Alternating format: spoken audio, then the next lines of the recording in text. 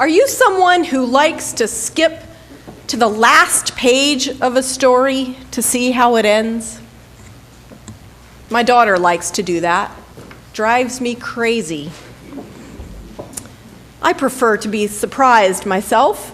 And if you like surprises, too, you might have enjoyed this surprise ending of the 16th and final chapter of the Gospel according to Mark. His version of the Easter story doesn't end with bright angels and earthquakes, zombies and special effects, as Matthew's Gospel does.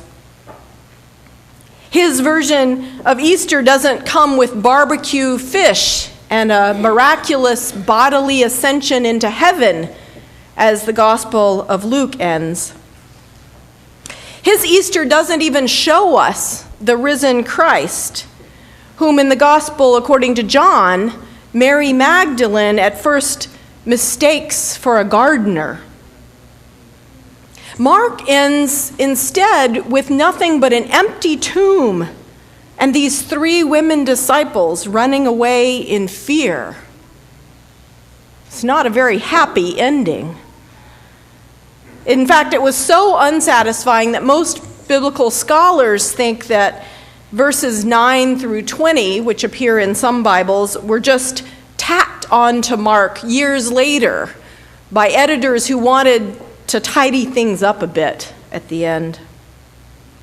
Now, the first verse of the first chapter of the Gospel according to Mark, in case you've forgotten, announces the beginning of the good news of Jesus Christ, the Son of God. That is what they say in the news business is a good lead. It makes a good banner headline.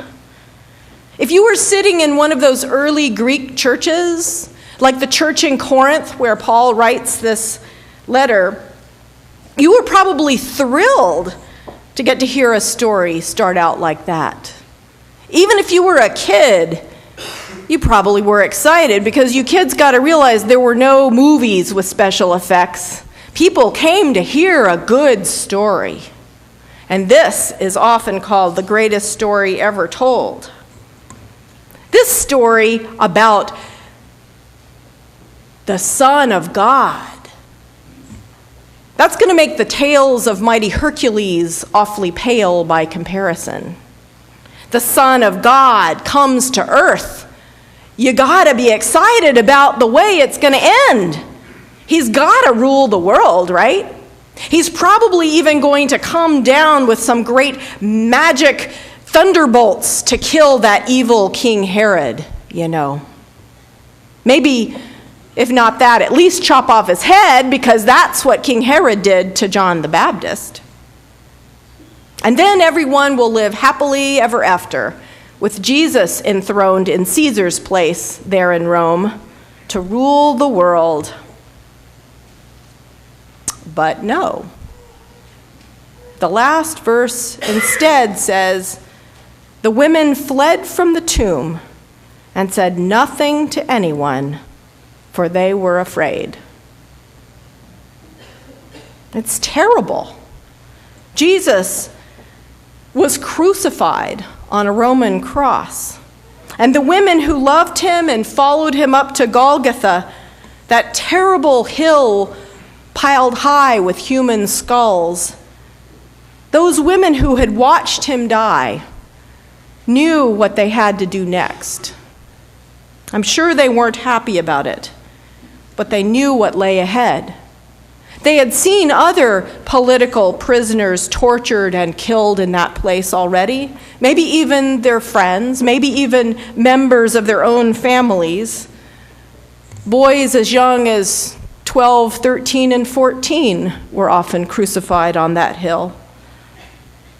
So after the Sabbath ended, those women could go do their work, the job that we here today hire a funeral home to do. Mark says that very early on the first day of the week, when the sun had risen, they went to the tomb. Even though we know They loved Jesus, and they were glad to do this for him. We have to remember this was an act of holy obligation, this bathing and anointing of his body. No rational human being would look forward to what lay ahead. I'm sure they didn't want to get up before dawn and go to the tomb on that first Easter. Maybe not any more than many of you wanted to get up out of bed and come to church today. Thank you, though. These women were actually complaining to one another, complaining out loud. Mark says they had been saying to one another, "Who will roll the stone away for us from the entrance to the tomb?" So sure, they were doing this job for him gladly. He had done so much for them already. But they probably would have preferred to do just about anything else that morning, but roll that boulder aside and reopen the tomb of their executed friend. Nobody wants to go there. Nobody wants to walk the way of the cross, even when we know it's the way to Easter. When we're faced with a terrible loss, it's just our human nature to want to find ways to deny it, to avoid it. When Jesus calls his disciples to take up their cross and to follow him, you have to understand their reluctance. There had to have been better paths to take. And yet most of us have had times in our lives when we're forced onto this terrible road, that one that winds so painfully through the valley of the shadow of death. When we see that dark way of tears stretching before us, we are tempted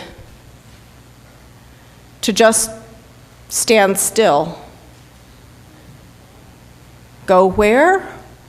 We ask God. Go where? Oh no, not there.